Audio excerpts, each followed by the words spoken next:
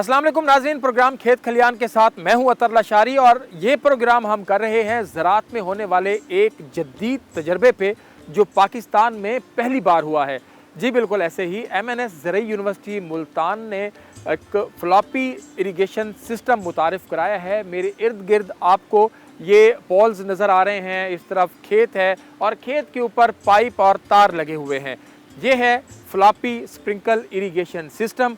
किस तरह से काम करता है, 1 एकड़ पे कितना खर्च आता है, इसकी लेबर कितनी है, इसको लगाने से बिजली की कितनी बचत हो सकती है, इसको लगाने से पैदावार कितनी बढ़ सकती है और फ्लॉपी स्प्रिंकल इरिगेशन सिस्टम से आपका पानी कितना बच सकता है, फी एकड़ पैदावार में कितना इजाफा हो सकता है।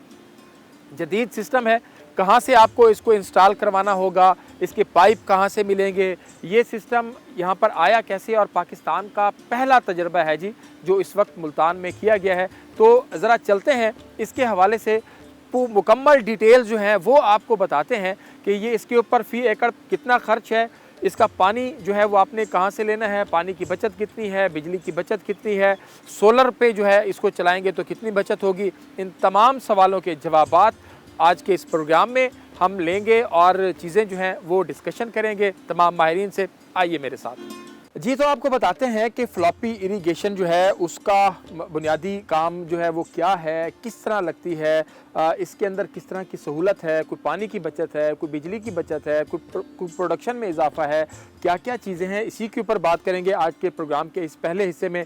डॉक्टर सरफराज हाशिम जो इस प्रोजेक्ट को जो है वो यहाँ पर लीड कर रहे हैं, ज़रा उनसे पूछते हैं कि इसकी बेसिक्स के हवाले में और फिर आपको इसका विज़िट भी कराएंगे। आपको मेरे पीछे ये फ्लॉपी इरिगेशन का जो सिस्टम है ये पूरा इंस्टॉल किया हुआ नज़र आ रहा है, कितना कामयाब है इसके ऊपर बात करेंगे। सरफराज भाई ये बताइएगा कि ये पहला तजर्बा है, क्या इससे पहले भी पाकिस्तान में हो चुका है और ये है क्या, फ्लॉपी का बेसिक कंसेप्ट क्या है?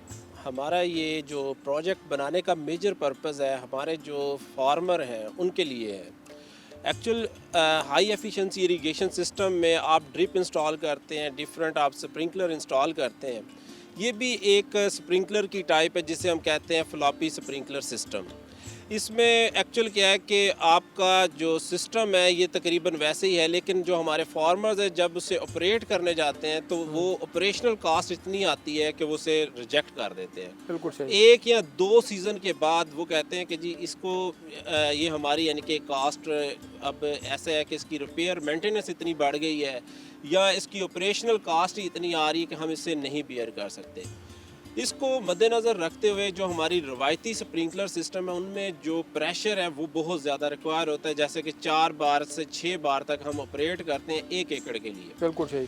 अब ये स्प्रिंकलर हमने क्या किया है कि उन्हीं को मद्देनज़र रखते हुए सिंप्लीफाई किया है और इसको 2 बार पे हम ऑपरेट करते हैं, तकरीबन 1 एकड़ का एरिया। सही।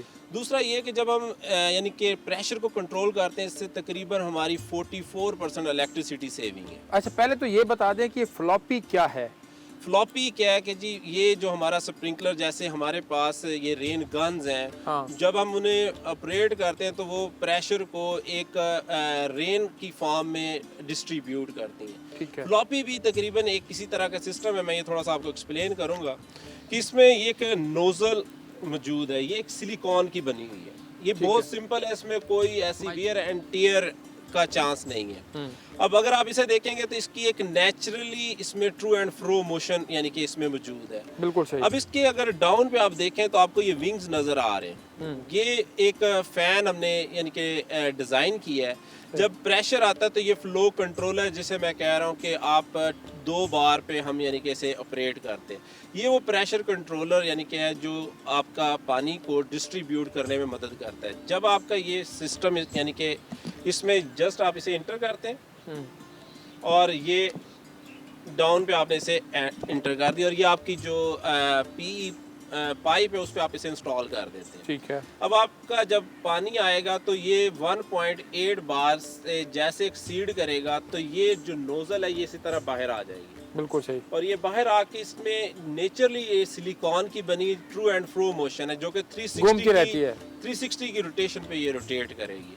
अब इसमें यह है कि इसको सिंप्लीफाई करने में 2 चीज़ों को मद्देनज़र रखा गया। एक तो इसकी कास्ट को, जो कि इसकी कास्ट तकरीबन 700 रुपीज़ है एक पीस की। अच्छा। और आपकी अगर रेन गन हम देखते हैं तो इसके कंपैरिजन में ये एरिया तकरीबन 30 से 40 फीट तक कवर करती है। 1 एकड़ में कितने लगते हैं ये? ये 1 एकड़ में तकरीबन 25 से 30 हमने इंस्टॉल की हैं। फिर जब आप इस तरह इंस्टॉल करते हैं तो आपको एक्चुअल 2 स्प्रिंकलर अगर आप देखें तो उनके दरमियान का जो डिस्टेंस होता है उसे हम कहते हैं ओवरलैपिंग। हाँ। अब ओवरलैपिंग जो रिकमेंडेड है वो 65% है। तो हमने यानी कि इसकी जो रिकमेंडेड यानी कि 65 से लेते हुए डिफरेंट एक्सपेरिमेंट्स किए हैं तो 78 पे हमने इंस्टॉल किया है इसे। 78 पे हमें मैक्सिमम जो क्रॉप प्रोडक्शन है वो भी हमें अच्छी मिली है। बेसिकली दो तीन चीज़ें जो हैं वो सिर्फ बता दें कि ये जो लाइनें हैं ऊपर पाइप हैं इनका आपस का फासला कितना है? इनका आपस का तकरीबन 10 मीटर का तकरीबन फासला है। 10 मीटर का आपस का फासला है। 1 एकड़ के ऊपर कितनी लाइंस आपने डाली हैं? ये एक्चुअल अभी तो 1 एकड़ पे हमने तकरीबन 7 से 8 लाइंस का किया क्योंकि ये एक एक्सपेरिमेंट हम देख रहे हैं जिसमें डिफरेंट डिस्ट्रीब्यूशन को भी देखना है और इसके पैटर्न को भी देखना है। और इसके साथ ये कि जब हम ऑपरेट कर रहे हैं तो डिफरेंट प्रेशर पे एक्चुअल जब जैसे ये सामने आपको क्रॉप नज़र आ रही है जब इस पे फ्लावरिंग कंडीशन आती है तो ये हमारे लिए एक चैलेंज है कि जी अगर इसका ड्रॉपलेट साइज बड़ा होगा तो वो ये फ्लावर यानी कि गिर जाएंगे। तो फिर हमने क्या किया कि इसके प्रेशर को थोड़ा सा इंक्रीज किया है जिससे ये ड्रॉपलेट जो है उसका साइज रिड्यूस हो गया और वो फ्लावर को उसने कोई नुकसान नहीं पहुंचाया। इस तरह डिफरेंट एक्सपेरिमेंट्स हैं जिसके लिए ये यानी कि हमें थोड़ा सा ज्यादा इंस्टॉल करने पड़े। थोड़ा सा ये भी बता दें कि 1 एकड़ पे आपका इसको इंस्टॉल करने पे खर्च कितना आया है? 1 एकड़ पे तकरीबन ये एक्चुअल डिपेंड करता है कि आपका हेड यूनिट कैसा है। जैसे कि अभी आपको ये सामने हेड यूनिट नज़र आ रहा है तो मैंने इसमें ऐड कर दिया ये ग्रेवल फिल्टर इसे बोलते हैं। ये यानी कि प्राइमरी वाटर को क्लैरिफाई करता है। इसके आगे आपको नज़र आ रहा है ये ब्लैक है, ये डिस्क फिल्टर है। अच्छा। फिर इसके साथ मैंने क्योंकि एक एक्सपेरिमेंट लगाया है तो एक्सपेरिमेंट को देखते हुए ये साथ एक वाटर मीटर मैंने इंस्टॉल किया। अच्छा, वाटर मीटर भी साथ लगा दिया है। ठीक है। कितना पानी हम यूज़ कर रहे हैं। अब इसको जब हमने कंप्लीट देखा है तो साथ हमने एक ड्रिप को भी इंस्टॉल किया है और साथ इधर एक फ्लड से भी इसका कंपैरिजन किया है। तो टोटल तकरीबन 40% हमें वाटर की सेविंग नज़र आई है इसमें। अब ये अगर आपका कंप्लीट पार्ट अगर आप इसमें यानी कि स्प्रिंकलर का यूज़ कर रहे हैं अगर ये आप जितना ऐड करते जाएंगे तो ये 1 एकड़ के लिए यानी कि कॉस्ट को इंक्रीज़ कर देगा। सही। ओवरऑल जो हमारी कॉस्ट है वो तकरीबन 2.5 लाख के राउंड है। अच्छा। जो यानी कि अभी इनिशियल है। तो ये अगर 2.5 लाख रुपए इसकी कास्ट है, अगर इसको बढ़ाएंगे ज़्यादा एरिया पे लगाएंगे तो इसकी कास्ट उस हवाले से कम होगी। जाहिर बात है कि अगर आप 5 एकड़ पे करते हो आपका हेड यूनिट सेम है तो वो पर एकड़ कास्ट कम हो जाएगी। 10 एकड़ पर जाएंगे तो फिर हम करते क्या है कि जैसे आपको ये नज़र आ रहा होगा सेंटर में असेंबली हमने बनाई है तो आप जो आपका यानी कि कंप्लीट फील्ड होता है इसे आप डिफरेंट जोन में डिवाइड कर देते हैं।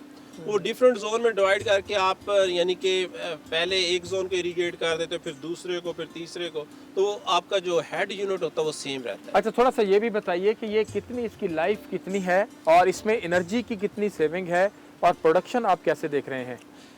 इसमें जो आपने अभी पॉइंट रेज किया ये सबसे इम्पोर्टेंट पॉइंट है। एक्चुअल जो एनर्जी है ये तकरीबन जब आप प्रेशर रिड्यूस करके और इसमें नेचुरली वो मूव कर रहा है तो तकरीबन ये 44% सेविंग है। इसके बाद इसकी जो लाइफ है ये इसमें किसी तरह का वेयर एंड टीयर नहीं है और इसकी एक एक्सपेक्टेड लाइफ 20 इयर्स है।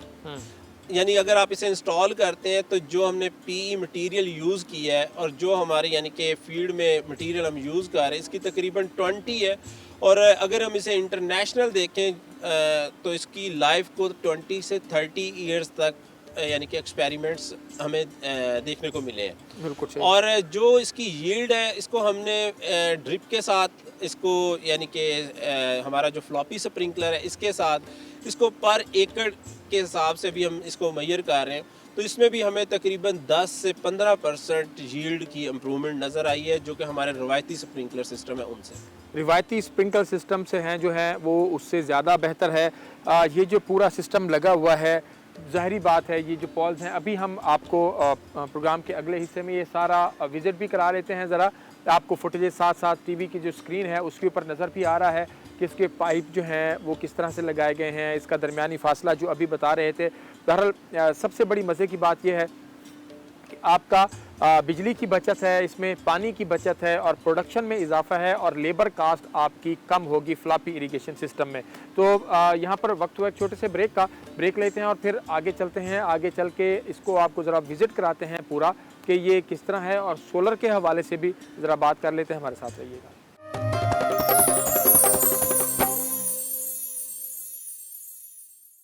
वेलकम बैक जी। अभी हम बात कर रहे थे इसकी इनिशियल्स के हवाले से, फ्लॉपी इरिगेशन जो है, और इस वक्त जिस फील्ड में हम मौजूद हैं ये इस दफ़ा मकई का जी फील्ड था। तो माशाल्लाह बहुत अच्छी इसकी जो है वो पैदावार भी हो रही है। जैसे वो बता रहे थे कि ड्रिप इरिगेशन और फ्लड से हमने इसका ज़रा मुवाजना किया तो 15% ज़्यादा इसकी जो है वो यील्ड आई है, पैदावार हुई है।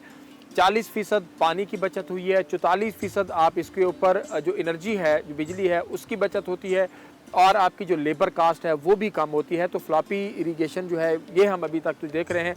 अभी इसकी और क्या अफादियत है, काश्तकार जब इसको लेंगे, इसको लगाएंगे तो कितना बेनिफिशियल होगा, कितना फ़ायदा मंद होगा, उसके ऊपर बात करेंगे। डिपार्टमेंट ऑफ एग्रीकल्चर इंजीनियरिंग ज़रई यूनिवर्सिटी मुल्तान से जनाब डॉक्टर आलमगीर अख्तर साहब प्रोग्राम के इस हिस्से में मेरे साथ मौजूद हैं। डॉक्टर साहब बहुत शुक्रिया आपके वक्त का।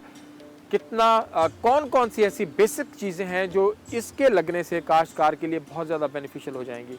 हाँ, मैं कोशिश करता हूँ कि काश्तकार का फ़ायदा कहाँ पे है वो बताएं। कि मवाजना पहले मैं करता हूँ कि अगर हम स्प्रिंकलर इरिगेशन सिस्टम को देखें तो उसमें हमें दो किस्म के काम करने पड़ते हैं, या ड्रिप का भी साथ लूँ कि उसके पाइप हमें मिट्टी के अंदर, ज़मीन के अंदर लगाने पड़ते हैं। बिल्कुल सही। और इसी तरह से जब उसकी पाइप लगी हों तो ड्रिप इरिगेशन सिस्टम के पाइप को लपेट के हल चला सकता है आदमी। हाँ, अब इसमें आपने देखा होगा कि इसके सारे पाइप ऊपर लगे हुए हैं, ऊपर सारे ऊपर लगे हुए हैं और उसके साथ नीचे पोल लगे हुए हैं। यानी जब ट्रैक्टर चले तो किसी पाइप को आपने, किसी चीज़ को आपने ख़राब नहीं करना, इसको इसी तक लगे रहने देना है। और इसके बाद जो सबसे बड़ी इसकी अफादियत है, ये सिर्फ फसलात के लिए नहीं बल्कि मैं ये कहूँगा कि जो हम हाई डेंसिटी या स्मॉल ट्री सिस्टम मैंगो की तरफ जा रहे हैं या हम एप्पल की तरफ देखना चाहते हैं, जहाँ पे उसमें शदीद मौसम की सूरत हाल में हमने उसको किस तरह से बेनिफिट करना है। बिल्कुल सही। शदीद गर्मी है तो इसको चला दें, उसकी जो फोलियर एप्लीकेशन है वो बढ़ा सकते हैं आप आराम से।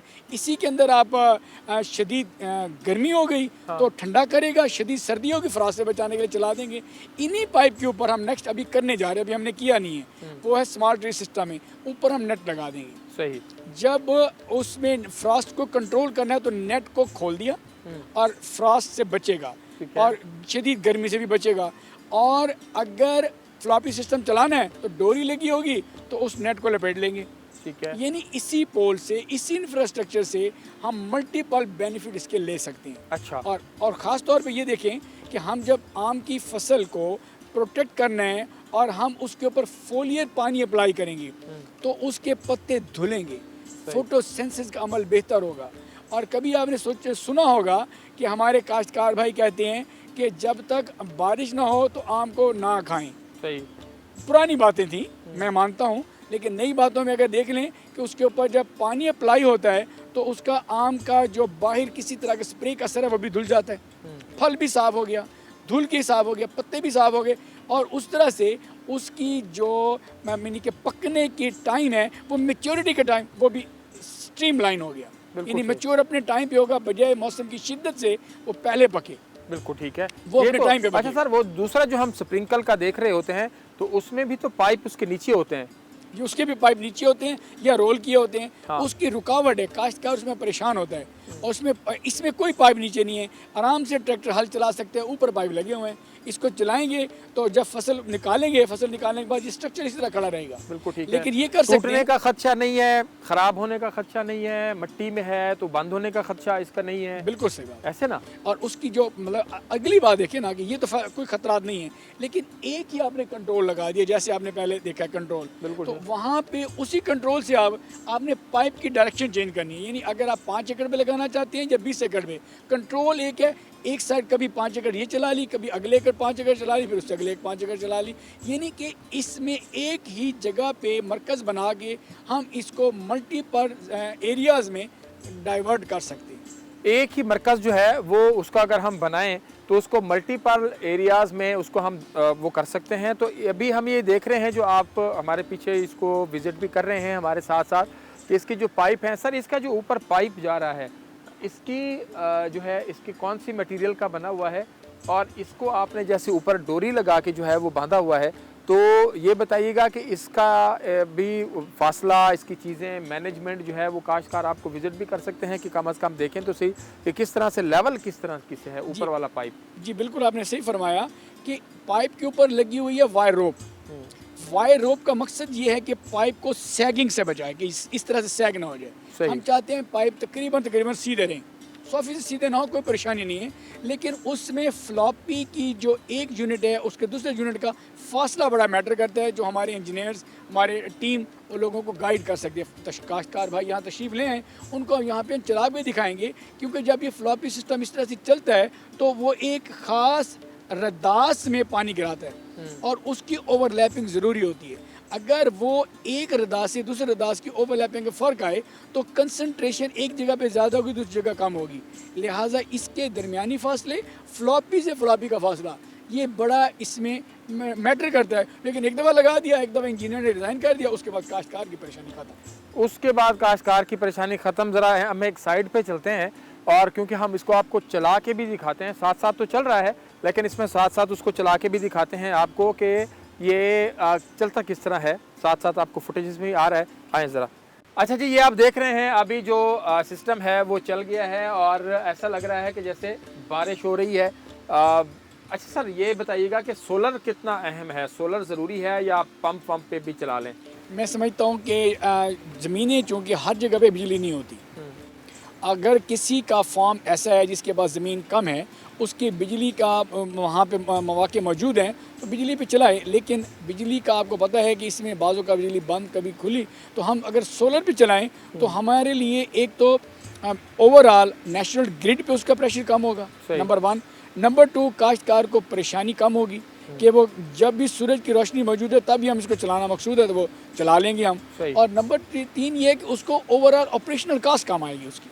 एक दफ़ा सोलर सिस्टम लगाया, उसी से आपने पंपिंग का यूनिट भी साथ लगा सकते हैं आप, उससे आप पानी पंप भी कर सकते हैं, पानी स्टोर करके आप अपने खाल में भी भेज सकते हैं। मतलब ये मल्टीपल चीज़ हैं जो सोलर से आप बेनिफिट कर सकते हैं। तो जो आपका नहरी पानी है अगर वो ज़्यादा हो गया है तो वो भी आप उस पौंड में जमा कर लें, वहाँ से इसको लिफ्ट कर लें? नहीं, उसमें थोड़ी दुश्वारी का इम्कान है। अच्छा। कि उसकी दुश्वारी ये इम्कान है कि पंप को चलाने, पंप को पानी टैंक से भरने का हो सकता है, लेकिन हमारे फिल्टर क्लॉग होने का थोड़ा सा एहतमाल है। अच्छा। हम चाहते हैं कि उसमें कम पानी कंपैरेटिवली बेहतर है, लेकिन अच्छा, चलाने को ड्रिप इरिगेशन में तो हम देख रहे हैं कि वो जो वाटर पॉन्ड बनता है तो उसमें वही नहरी पानी जो है वो उसमें जमा कर देते हैं, कोई मसला नहीं। तो उसमें भी आगे मेरे ख्याल में कोई फिल्टर विल्टर लगे हुए हैं, इसमें भी लगे हुए हैं, हमारे सैंड फिल्टर भी लगा हुआ है, साथ में इसका डिस्क फिल्टर भी लगे हुए हैं। बिल्कुल उसमें कर सकते हैं। मैं कह रहा हूँ अगर मवाक़ा, अगर ट्यूबवेल का पानी है बेहतर, वरना उसको भी चलाएं, बिल्कुल चलेगा। उसमें माइक्रो न्यूट्रिएंट्स भी होंगे, वो भी फ्लॉपी से डिस्ट्रीब्यूट होंगे। सब्जियां वगैरह भी इसमें सर थोड़ा सा बताइएगा, काश्त हो सकती है? एग्जैक्टली, मतलब ये सब्जियां भी इसमें काश्त हो सकती हैं, इसमें फसलात भी काश्त हो सकती हैं,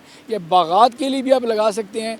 ऑल डिपेंड्स कि कितनी आप क्वालिटी की तरफ जा रहे हैं। असल में आपने क्वालिटी क्रॉप लगानी है, हाई डेंसिटी सिस्टम की तरफ जा रहे हैं, या नए इनोवेटिव टेक्निक्स की तरफ जा रहे हैं, तो हमें पानी का, इस वक्त आपको पता है पूरे मुल्क में पानी की शदीद किल्लत है, तो हम पानी की जब इसमें बचत कर लेंगे, और दूसरी तरफ हमारे पास पावर की किल्लत है, एनर्जी कास्ट हमारी बहुत बढ़ रही है, उसके हम बेनिफिट कर सकते हैं। यानी कि इसको चला के जितनी मिकदार पानी की चाहिए तो उसको हम बता सकते हैं कि आप इसको इतने मिनट के लिए चलाएं एग्जैक्टली। क्योंकि आप जब फ्लड इरिगेशन करते हैं तो उसमें आप कभी भी ख्याल नहीं करते कि इस फसल की रूट जोन कितनी गहरी है। हाँ। अब उसको हमेशा भर देते हैं खेत को। इसमें फसल किसी की रूट जोन कम है तो हम इसको कम रिकमेंडेशन देंगे। जिस फसल की रूट जोन थोड़ा सा बड़ा है, रूट डेप्थ ज़्यादा है, तो उसके लिए हम ज़्यादा रिकमेंडेशन देंगे।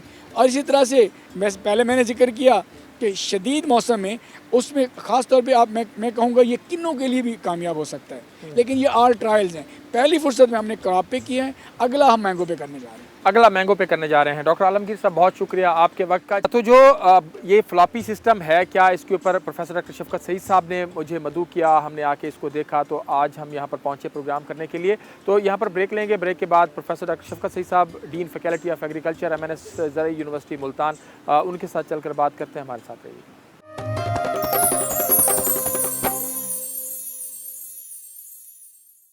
वेलकम बैक जी। अभी हम प्रोग्राम आज कर रहे हैं खसूसी तौर पे फ्लॉपी इरिगेशन सिस्टम जो है, फ्लॉपी स्प्रिंकल इरिगेशन, इसके हमने बेसिक्स चीज़ें जो हैं वो डिस्कस की। अभी हम चाह रहे हैं कि dean faculty of agriculture professor doctor Shafqat Saeed साहब जिनके साथ मैं पहले आया था और आके इसको पूरा विज़िट किया, देखा। पाकिस्तान में जी पहला तजर्बा किया गया है और ये जैसे अभी डॉक्टर आलमगीर अख्तर साहब बता रहे थे या उससे पहले सरफराज हाशिम साहब बता रहे थे कि इसके हवाले से इसकी बचत, इसकी चीज़ें वीज़ें, तो उसी को ज़रा आगे लेकर चलते हैं। और उसके बाद हम कोशिश करेंगे कि वाइस चांसलर ज़रई यूनिवर्सिटी मुल्तान आसिफ अली साहब से, प्रोफेसर डॉक्टर आसिफ अली साहब से भी जो है वो गुफ्तगू कर सकें आज के ही प्रोग्राम में। सर फरमाइएगा, अभी हमने इसकी ज़रा बेसिक्स चीज़ें भी देखी जी। ये आपको लगता है कि कितने इसकी परसेंटेज देखें कामयाबी की इस डिज़ाइन की, तो ड्रिप इरिगेशन के उसमें स्प्रिंकल में और फ्लड को और इसको देखें, 4 पोर्शन हैं आपके पास, तो इसकी जो कामयाबी की रेशो है वो क्या हो सकती है? इशर साहब, बहुत अच्छा सवाल आपने किया है, क्योंकि इसकी कामयाबी में हमें बहुत ज़्यादा चांसेस नज़र आ रहे हैं ड्रिप के सिलसिले में। क्योंकि ड्रिप में ये होता है कि जैसे आलमगीर साहब ने अभी बताया कि उसमें पाइप आपको डालना पड़ता है, किसान हल चलाना चाहता है, हल चलाने के लिए बहुत ज़्यादा प्रॉब्लम होता है। इसमें वो मसाइल नहीं है, ड्रिप चौक हो जाती है, इसमें वो मसाइल भी नहीं है, क्योंकि इसमें फ्लॉपी जो है ना, बड़ा एक फ्लेक्सिबल सा ट्यूब है। वो ट्यूब लाइट यहाँ पे हम ट्यूब जब लगाते हैं तो उसकी वजह से वो फ्लेक्सिबल है, वो क्लॉग नहीं होती। तो ये 2 चीज़ें हैं, और उसकी और कास्ट मुझे जो इसकी नज़र आ रही है वो उससे कंपैरेटिवली कम हमें आ जाएगी जब ये लार्ज स्केल पे हम इसकी प्रोडक्शन करेंगे या जो कंपनी की तरफ जाएंगे।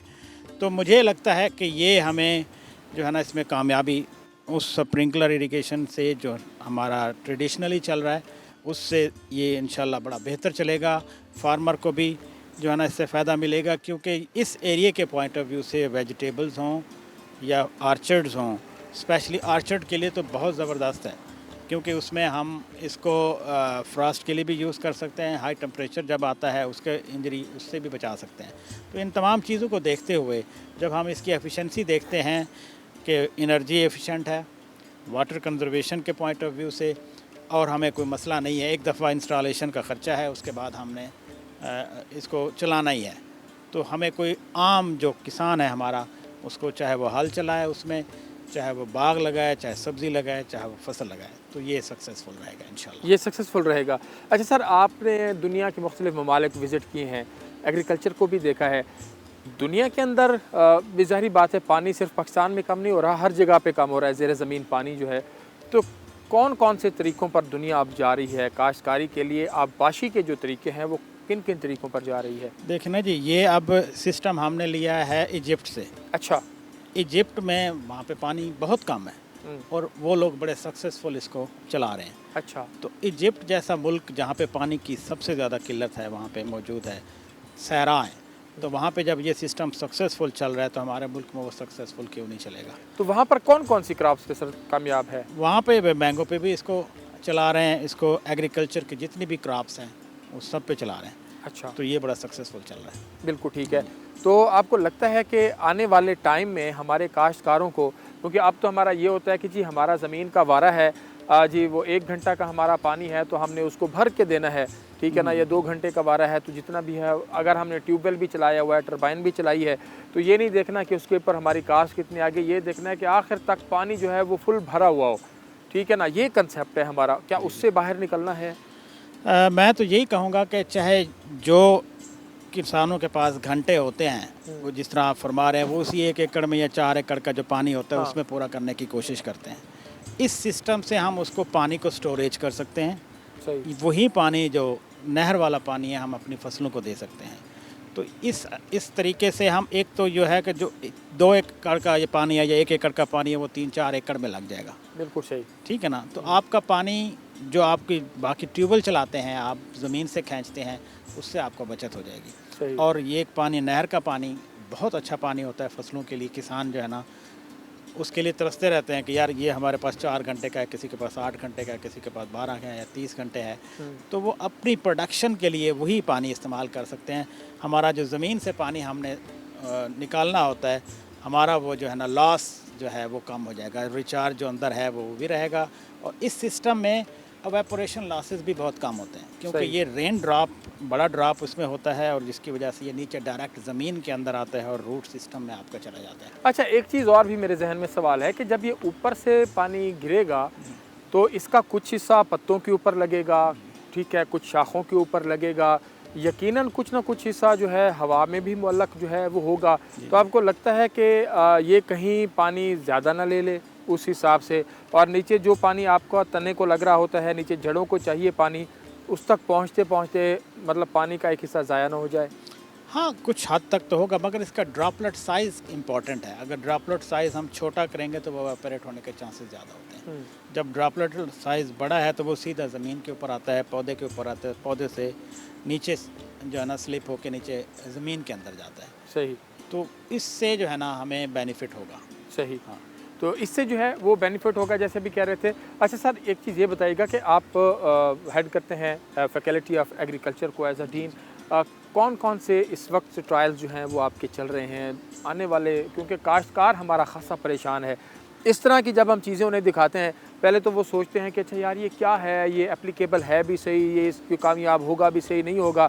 अभी अब प्रोग्राम चलेगा तो हमें इसका फीडबैक आ रहा होता है कि ये पाइप हम कहाँ से लेंगे, कौन इसका इंजीनियर कौन है जी, इसको लगवाएंगे किससे, ठीक है। तो आपको लगता है कि लोगों की अगर कोई लगवाना चाह रहे हैं तो उनकी ट्रेनिंग्स भी होनी चाहिए? बिल्कुल, ये हमारा मकसद भी यही है। आपसे रिक्वेस्ट करने का भी मकसद यही था कि ये हमारा कामयाब तजर्बा है। हम इसको गवर्नमेंट को भी रिक्वेस्ट करेंगे कि जिस तरह बाकी इरिगेशन सिस्टम पे सब्सिडी गवर्नमेंट ने दी है, तो इसको सब्सिडी के थ्रू भी इस प्रोग्राम को भी इंट्रोड्यूस हम कराया जाए। इसमें बहुत सारी कंपनियां हैं जो इंटरेस्टेड हैं कि हम इस सिस्टम को लेके चलेंगे, क्योंकि हमने एक सिस्टम इंट्रोड्यूस कराया है। ये सिस्टम फिर जाएगा इंडस्ट्री में, इंडस्ट्री के साथ फिर गवर्नमेंट का लाइजान चलेगा और इस सिस्टम को आगे जो है ना सब्सिडी में लेके जाके तो ये सक्सेसफुल हो जाएगा।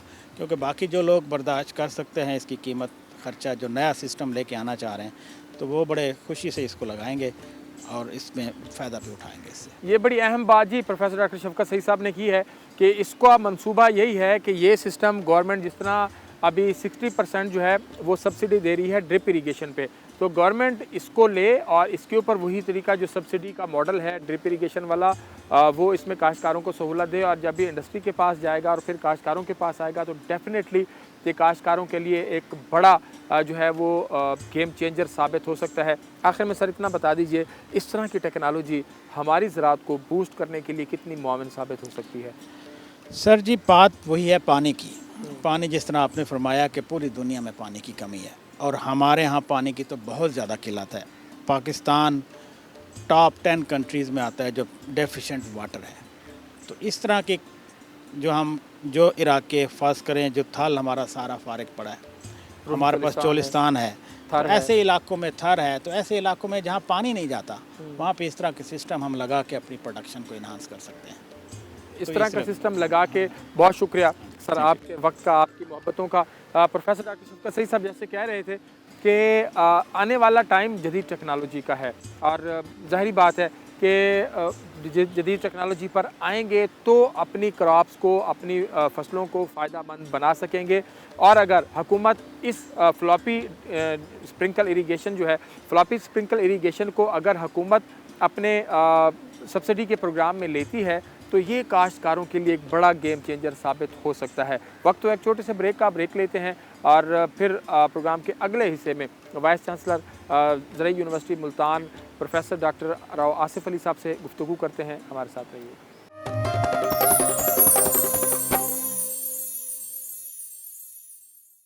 वेलकम बैक जी। आज जो प्रोग्राम हम कर रहे हैं मैंने भी पहली दफ़ा ही देखा है और पाकिस्तान का ये पहला ही तजर्बा है जिसके ऊपर अभी हम बात कर रहे थे। उसकी डिटेल्स हमने आपके साथ सारी जो हैं वो शेयर की हैं।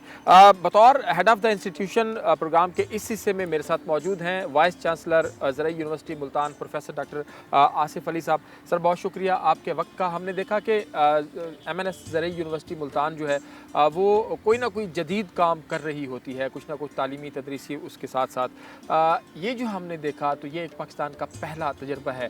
कितना सपोर्ट और कितनी सरपरस्ती आपकी हासिल होती है आपके स्टाफ को? आपके well thank you very much जनाब, बड़े मशकूर हैं आपके चैनल के कि आप एग्रीकल्चर पे ख़ास तौर पे फोकस करते हो। हमारा ये जो ओवरऑल यूनिवर्सिटी का आपने कहा कि हम नई नई चीज़ों पे काम करते रहे, लेकिन हम ज़्यादा काम उस चीज़ पे करते हैं जिसका डायरेक्ट फार्मर से रिलेशनशिप, डायरेक्ट एग्रीकल्चर प्रोडक्शन से रिलेशनशिप है।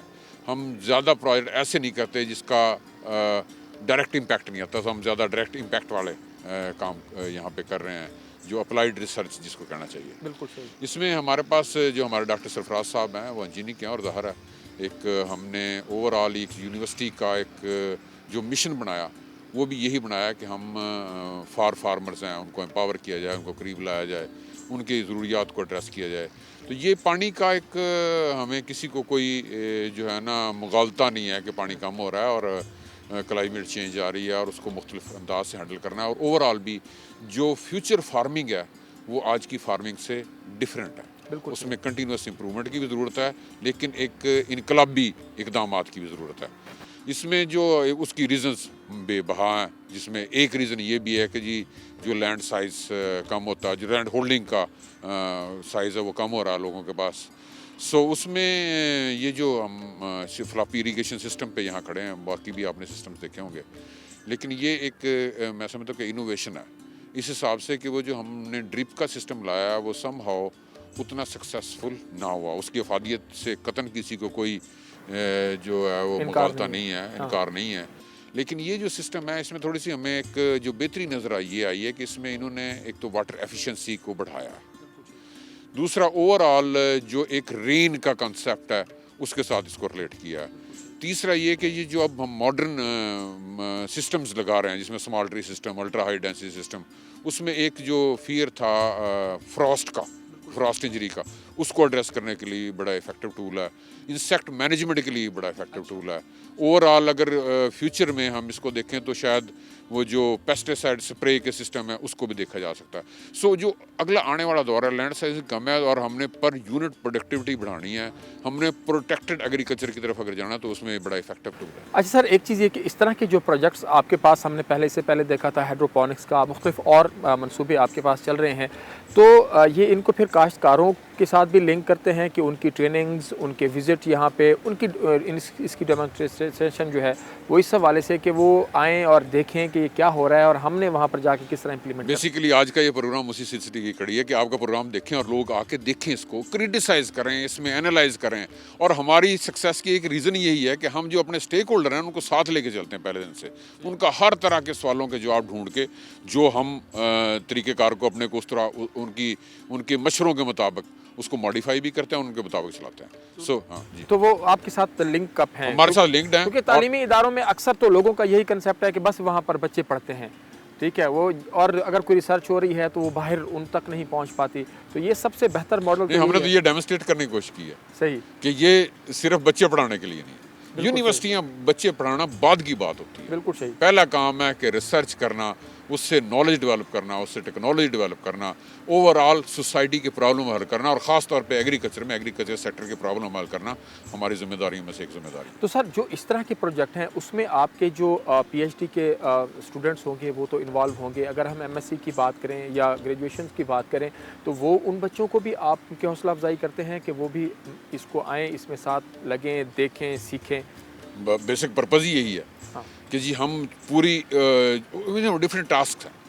पीएचडी का स्टूडेंट एक काम कर रहा होगा, उसके साथ एमएससी के हैं और ओवरऑल बीएससी के स्टूडेंट्स हैं, सबको एंगेज रखते हैं। बिल्कुल सही। लेकिन अगर एंगेज ना भी हो, एक डेमोन्स्ट्रेटिव इफेक्ट आता है कि जब वो रोज़ाना यहाँ से गुजरते हैं, देखते हैं ये सोलर सिस्टम लगा हुआ है, इसको फ्लॉपी को चलता देखते हैं, वो भी जो डायरेक्ट इंजीनियरिंग के स्टूडेंट नहीं है वो भी इन्वॉल्व हैं। लेकिन हमने कोशिश ये की इस यूनिवर्सिटी में कि हमने जो डिपार्टमेंटल बाउंड्रीज है ना उसको लोअर किया, इंटरेक्शन बढ़ाया डिफरेंट डिपार्टमेंट से। मसलन इसी सिस्टम पे इंटोमोलॉजी के स्टूडेंट भी लगे हुए होंगे, हार्टिकल्चर के स्टूडेंट भी लगे होंगे, ब्रीडिंग के स्टूडेंट्स भी लगे हुए होंगे, तो उसको देख भी रहे हैं, उसको यूज़ भी कर रहे हैं, उसकी इफेक्टिविटी भी देख रहे हैं। एग्रोनोमिस्ट खास तौर के ऊपर इसमें एंगेज हैं क्योंकि इससे क्रॉपिंग जो है पैटर्न, क्रॉपिंग का सोइंग मेथड और जो एग्रोनॉमिक प्रैक्टिसेस वो सारी की सारी इससे इफेक्ट होती हैं, तो सारे एंगेज। तो सर, अगर आप बात करें, आपने दुनिया के मुख्तलिफ ममालिक विज़िट किए हैं एग्रीकल्चर के हवाले से, पाकिस्तान की एग्रीकल्चर भी देख रहे हैं।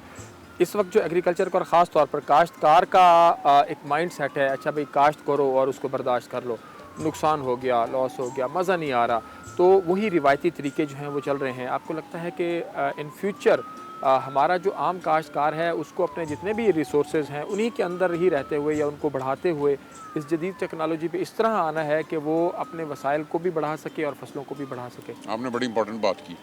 हमारा जो यूनिवर्सिटियाँ हैं ना, आपने अभी डिग्रियों की बात की, हमारा काम एक में काम जो वो फ्यूचर फार्मर्स प्रोड्यूस करना भी है, ये नहीं चलेगा। ये बड़ा जो है। सारी आपने बातें की ना, जो हमने बाकायदा कंप्रीहेंसिव सर्वेज करके एनालिसिस और रिपोर्ट्स पब्लिश्ड हैं कि प्रोडक्टिविटी इन्हांस करने में सबसे इम्पॉर्टेंट रोल फार्मर एजुकेशन का, और एजुकेशन का मतलब कतन डिग्री नहीं है। हाँ।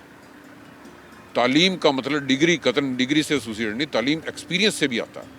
सो हमें वो जो हमारा फार्मर है ना, उसको हमने kind of in A way educate करना है थ्रू डेमोन्स्ट्रेटिव इफेक्ट कि जनाब ये पुराना जिम्मेदारा नहीं चलेगा, इसके साथ जो नई इनोवेशंस हैं उसको ऐड करके उसको कमर्शियल सेंस में देखना पड़ेगा उसको। हाँ, बिल्कुल। हम पहले कमर्शियल सेंस में हमारा फार्मर नहीं देख रहा था, जो बड़े फार्मर खास तौर पे कि ज़मीनें हैं और हर साल क्रॉप लगा ली और हर साल होगी, नहीं। अब कमर्शियल सेंस देखनी पड़ेगी कि इसमें कितनी हमारी इनपुट कास्ट है, कितनी आउटपुट कास्ट है, क्या बचत हो रही है, क्या इसमें वैल्यू एडिशन कर दी जाए तो प्रॉफिटेबिलिटी बढ़ जाएगी, किस तरह इसको ब्रांड कर दिया जाए तो आगे चलेगा। ये सारी चीज़ें जब ये मॉडर्न फार्मिंग का या मॉडर्न फ्यूचर फार्मिंग का हिस्सा है। मेरे ख्याल है काश्तकारों को इस तरफ भी आना चाहिए कि अगर मतलब हम आम रूटीन में एमए कर रहे हैं, बीए कर रहे हैं, कुछ अगर हम आर्ट्स और साइंस की बात करें, लेकिन यहाँ से जो बच्चा जाए तो अपनी बस्ती, अपने गांव में जब वो जाकर 2 एकड़ 4 एकड़ पे काम करे तो तमाम काश्तकारों को ये पता होना चाहिए कि अगर अल्लाह बख्श का बच्चा पढ़ के आया है तो वो तो कहाँ से कहाँ पहुँच रहे हैं और उनके तरीके भी और हैं। तो क्या हमें भी, आपको लगता है कि काश्तकारों को अपने बच्चों को इस तरफ भी लाना चाहिए? बड़ा ज़रूरी है। मैं एक काश्तकार का बच्चा हूँ। मेरे वालिदैन ने, सच्ची बात ये, मुझे इसीलिए भेजा था ज़राअत में कि हमारा आगे का जिम्मेदारा किसने करना है। बिल्कुल सही। तो शुक्र अल्हम्दुलिल्लाह ताला ने चांस दिया कि बाकी लोगों के जिम्मेदारों को भी हम देख सकें।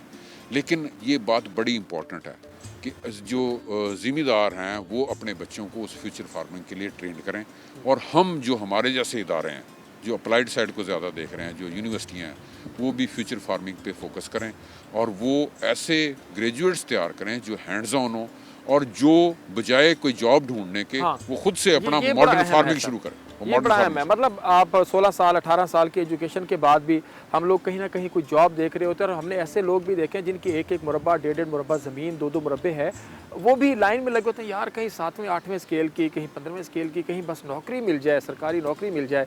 वो हालांकि उस ज़मीन पर काम करें तो ज़्यादा उससे अर्न कर सकते हैं। आपने बिल्कुल ठीक बात, ये बड़ा बारीक पॉइंट है कमर्शियल फार्मिंग। हाँ। जिस दिन ये सेंस प्रिवेल करेगी कि कमर्शियल फार्मिंग, तो उनको अंदाज़ा हो जाएगा उन बच्चों को कि यार मैं ज़रूर कहीं जाके मैंने लाइन में लगना है, यहीं से मैं इतना प्रोड्यूस कर सकता हूँ कि जो मेरे बच्चे भी ठीक रहें और जो किसी और के लिए भी रिस्क पैदा हो।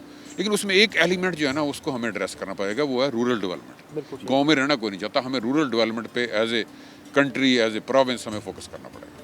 बहुत शुक्रिया सर आपके वक्त का। जैसे प्रोफेसर डॉक्टर आसिफ अली साहब बात कर रहे थे कि डिग्री, जो एजुकेशन है वो सिर्फ डिग्री लेने का नाम नहीं है, एक्सपीरियंस है, और आने वाला दौर कमर्शियल एग्रीकल्चर का है, उसके अंदर आएँ, प्रॉफिटेबिलिटी को देखें, इसके ऊपर मेहनत करें, तो कोई इसमें दूसरी बात ही नहीं है कि अगर आपके चंद एकड़्स भी हैं तो आपको वही आपके अच्छे वसाइल जो है वो पैदा कर सकते हैं। प्रोग्राम का वक्त अपने अख्ताम को पहुँचा। अपने मेज़बान अतरल्ला शारी को इजाज़त दीजिए। अल्लाह ने के बाद।